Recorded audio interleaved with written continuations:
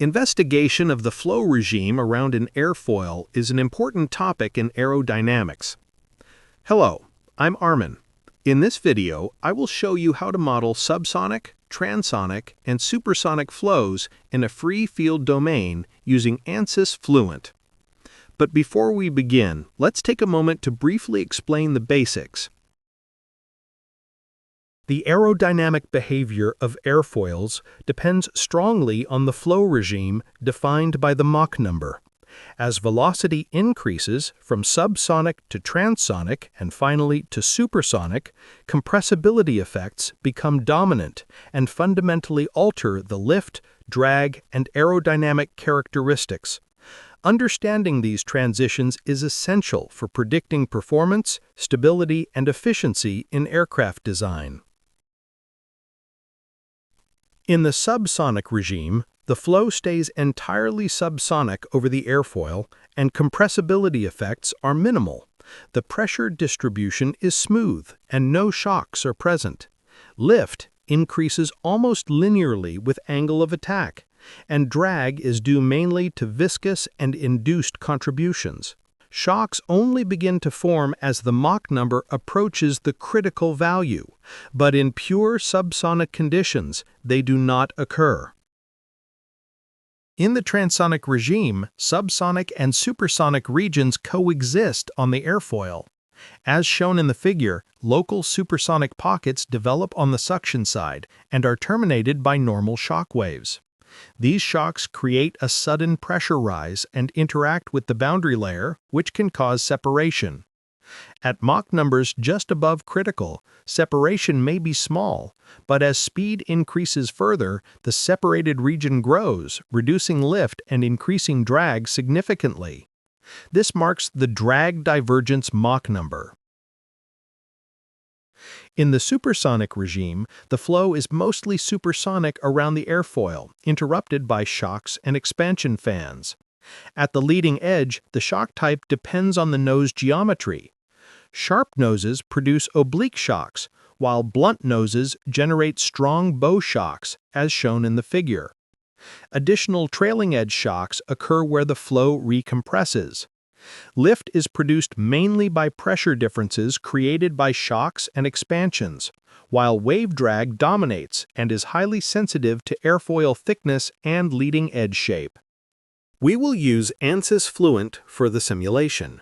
The geometry is two-dimensional and the working fluid is compressible air. An airfoil will be imported from a text file and a domain will be created for the CFD simulation. The inlet and outlet boundary conditions are set as pressure far field, while the airfoil surface is defined as a wall. In addition, two zones will be created for mesh refinement. We will investigate the airfoil model under three different Mach numbers, corresponding to the subsonic, transonic, and supersonic regimes. At 0.6 Mach number, the flow remains entirely subsonic over the airfoil surface. As expected, the pressure and velocity contours show no evidence of shock waves. The flow is smooth and compressibility effects are relatively weak, consistent with aerodynamic theory for subsonic speeds. In transonic regime, parts of the flow accelerate locally to supersonic speeds before being decelerated back to subsonic. This produces shock waves, which are clearly visible in the contours. Their presence aligns with fundamental transonic aerodynamics, where shock-induced separation and wave drag are common. At supersonic speed, a bow shock forms ahead of the airfoil because of its blunt leading edge. Additionally, weaker trailing edge shocks appear, demonstrating how wave interactions dominate the flow field. These features are in excellent agreement with theoretical predictions of supersonic aerodynamics. Now that we have a solid understanding of the expected aerodynamic behavior, let's begin the numerical modeling in ANSYS Fluent. The Airfoil Tools website provides access to many well-known airfoil profiles, including the Naca 4-digit series, which are widely used in propellers and aircraft wings. I will click on Naca 4-digit. From the list of available models, let's select the Naca 2415. Now we can view the geometry of the airfoil and download the coordinate data, which comes as a text file containing the X and Y coordinates of the profile. The website also provides useful plots, such as the lift coefficient versus angle of attack and drag coefficient versus angle of attack. To use this airfoil in ANSYS Fluent, we first need to prepare the coordinate data. Copy the data into Notepad and save it as a .txt file. Let's name it Naca 2415. Since Fluent works with tabular data, I'll organize the coordinates in columns. To do this, open Excel and open the text file.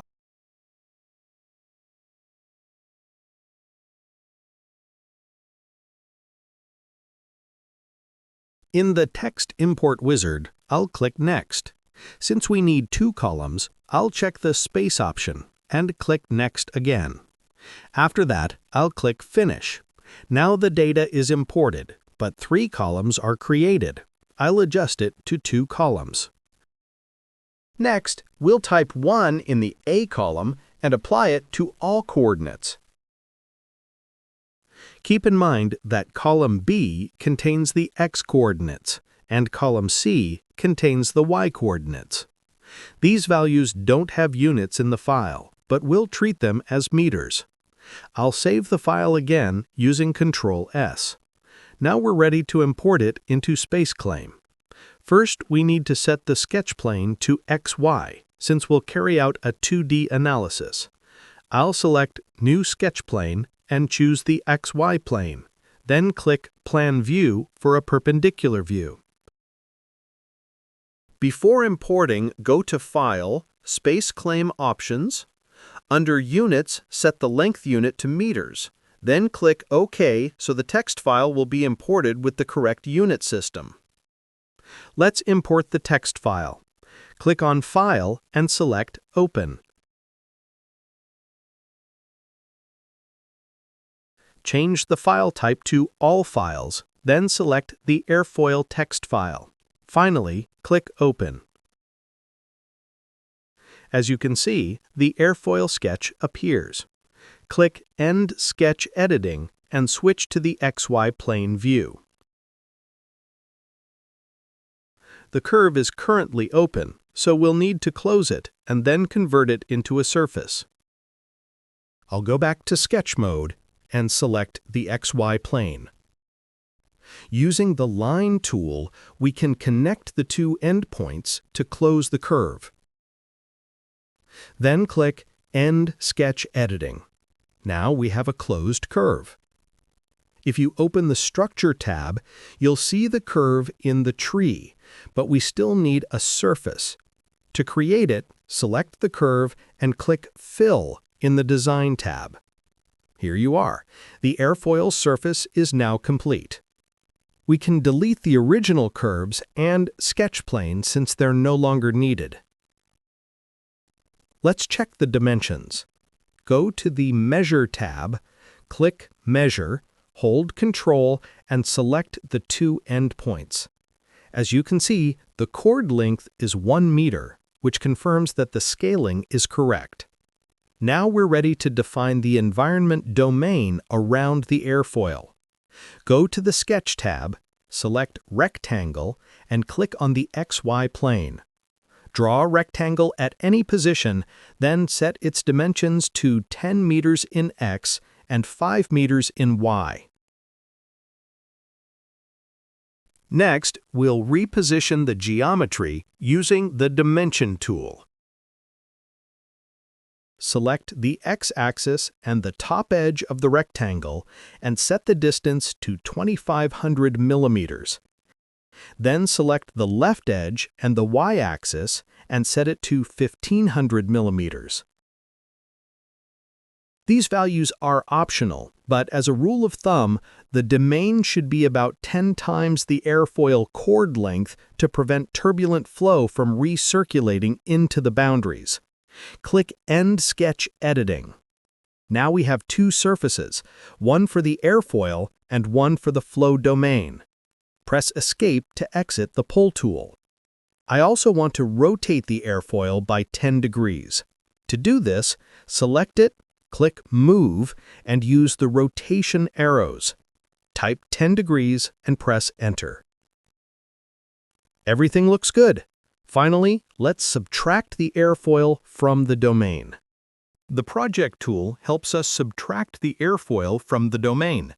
I'll select Project from the Design menu, choose the airfoil surface from the structure tree, then click Select Target Faces and pick the Air domain. Hit the green check to confirm, and press Escape to exit. Now if I hide the airfoil, you can see that the airfoil has been projected onto the Air domain. I'll delete the projected airfoil because it's not part of the fluid region. We can also delete or suppress the original airfoil surface since we don't need it anymore, so I'll suppress it. Everything looks correct. Next, let's define the boundary conditions for our model. The right side of the Air domain will be the outlet. I'll select it, go to the Groups tab, click Create NS and name it Outlet. The top, upper, and bottom surfaces will serve as the inlet. I'll select them, click Create NS, and name it Inlet. Now we've defined the inlet and outlet. Finally, I'll select the airfoil surface, click Create NS, and name it Airfoil Wall since it's a rigid boundary. Everything is now correctly labeled. Next, I want to apply a finer mesh around the airfoil, so we need to create a section for refinement. I'll go back to Sketch mode, click on the XY plane, then select Rectangle from the Sketch tab and draw a box around the airfoil. Let's set its dimensions to 3 meters in X and 2 meters in Y. Let's adjust the position of the smaller rectangle using the Dimension tool. I'll select the X-axis and the upper side of the rectangle, then type 1000 millimeters.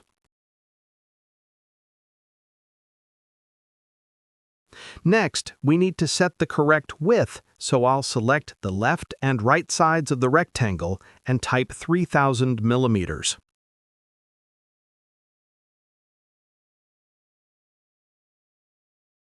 Finally, we'll specify the height of the rectangle as 2000 millimeters. Everything is set up, so I'll click End Sketch Editing. Now, let's project the rectangle onto the Air domain. Select Project from the Design tab, choose the smaller rectangle from the structure tree, click Select Target Faces, choose the domain, and confirm with the green check mark. Finally, delete the rectangle from the structure tree. Here you are. This region can now be meshed more finely. We'll add another refinement region.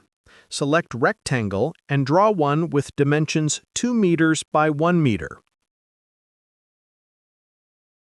Its location looks good, so I'll click End Sketch Editing.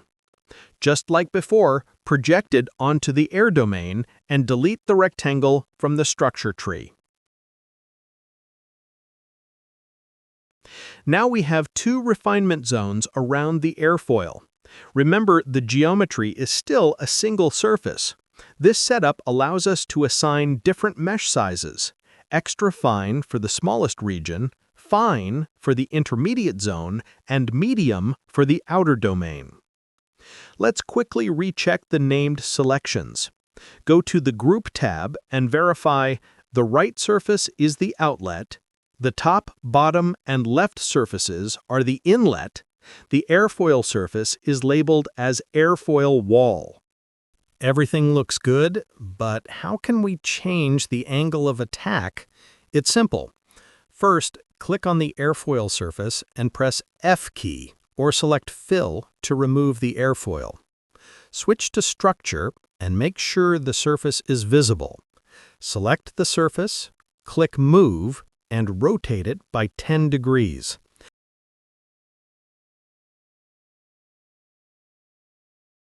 Now let's project the rotated airfoil onto the air domain.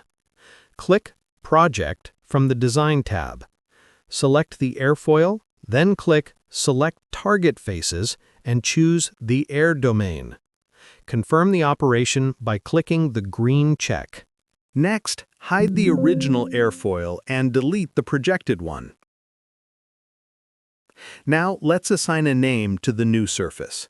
Select the new airfoil surface. Go to Named Selections, label it Airfoil Wall. Here you are. Everything looks correct. Finally, save the model and close the window. The geometry is ready, and I've already opened ANSYS Workbench to begin the simulation. First, double-click on Fluid Flow Fluent. Click on the Geometry cell and set the analysis type to 2D, since we are performing a two-dimensional simulation.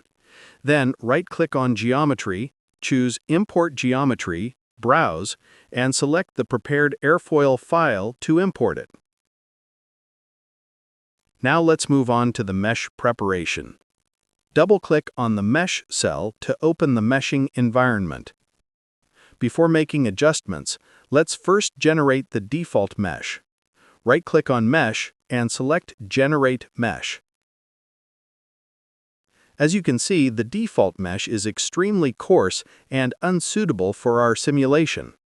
From the Details of Mesh panel, locate element size and set it to 0.3 meters. Then right-click on Mesh and select Update to apply the changes.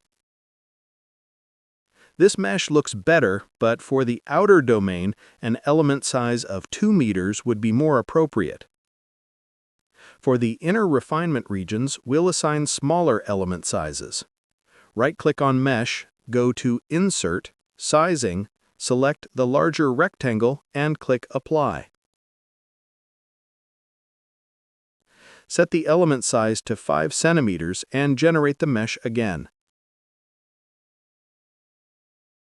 Now the mesh in the intermediate rectangle zone is finer. Next, let's refine the smaller rectangle region. Select the smaller rectangle, right-click on Mesh, choose Sizing, and the face will be selected automatically. Set the element size to 1 centimeter and then update the mesh to regenerate it with the finer resolution. The mesh is now much finer in this zone. However, the mesh around the airfoil wall is still too coarse. To refine it, we'll apply edge sizing. Select the airfoil wall, right-click on Mesh, choose Sizing, and set the element size to 6 millimeters. Disable Capture Curvature and change behavior from soft to hard. Then click Update. The hard setting ensures that the edge sizing prescribes the element size directly, overriding previously defined sizing controls. Now we have a much finer mesh around the airfoil surface, which is essential for capturing boundary layer effects accurately. Now let's add a boundary layer mesh to better capture the turbulent flow around the airfoil. Right-click on Mesh, go to Insert, Inflation. In the Geometry field, select the air domain and click Apply. Under Boundary, select the airfoil wall and click Apply. I'll set the maximum layers to 10 and change the inflation option to total thickness. Enter 1 centimeter as the maximum thickness, then generate mesh again.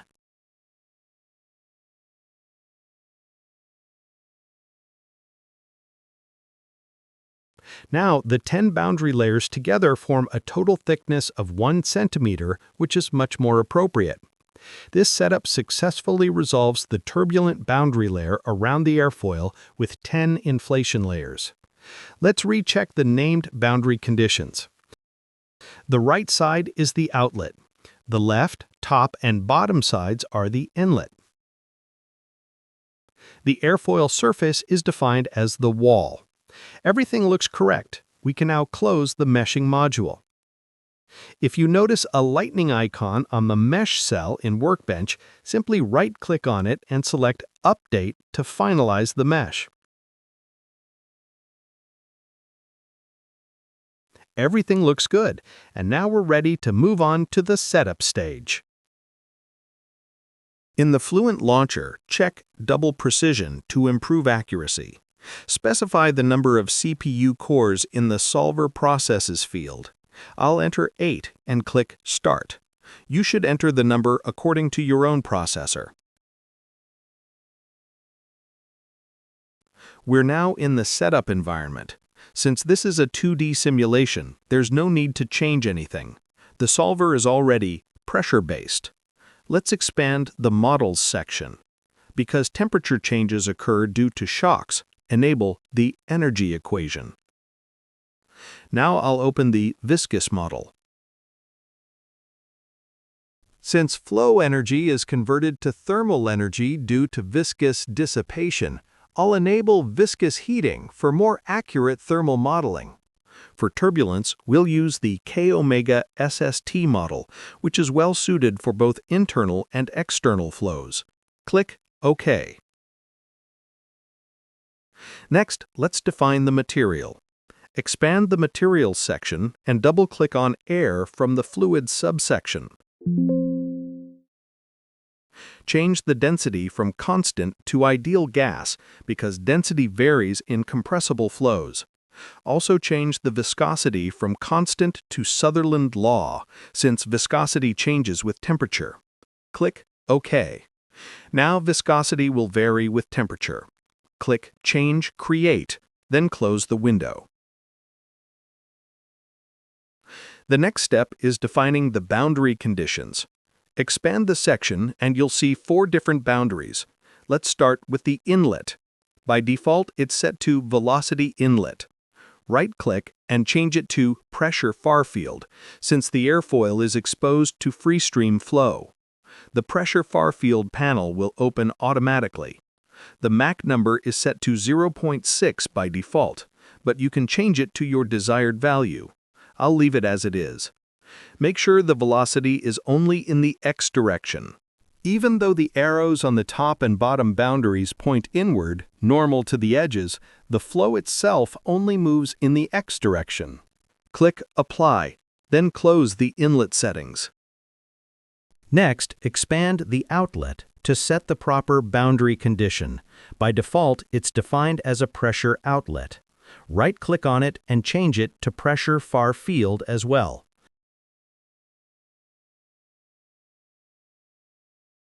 Note that the Mach number at the outlet must match the inlet, so I won't change it. Click Apply and close the window. Now let's check the solution methods. Double-click on Methods. Here, second-order discretization is already selected, which is suitable for this simulation, so we don't need to change anything. Next, move on to Initialization. By default, Hybrid Initialization is selected, and I'll leave it as is. Click Initialize so ANSYS can compute an initial guess. Everything looks good, so let's run the simulation. Set the number of iterations to 1000 and click Calculate.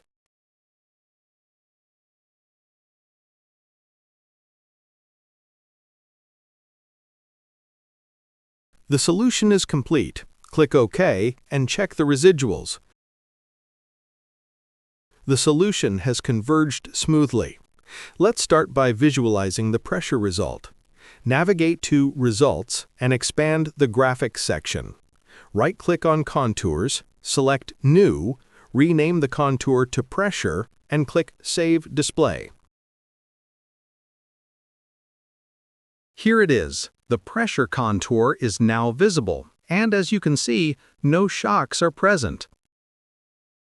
Next, let's generate the temperature contour.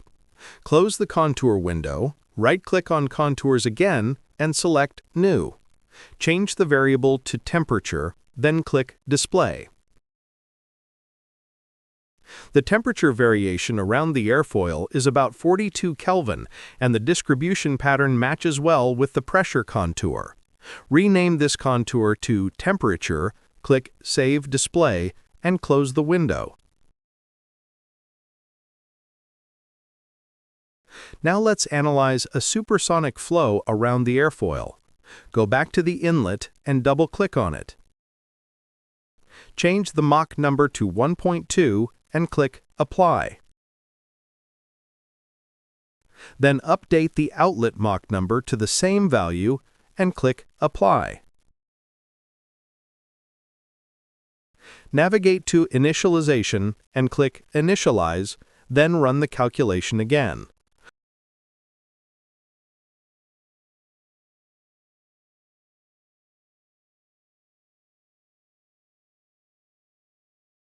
Once the solution is complete, click OK.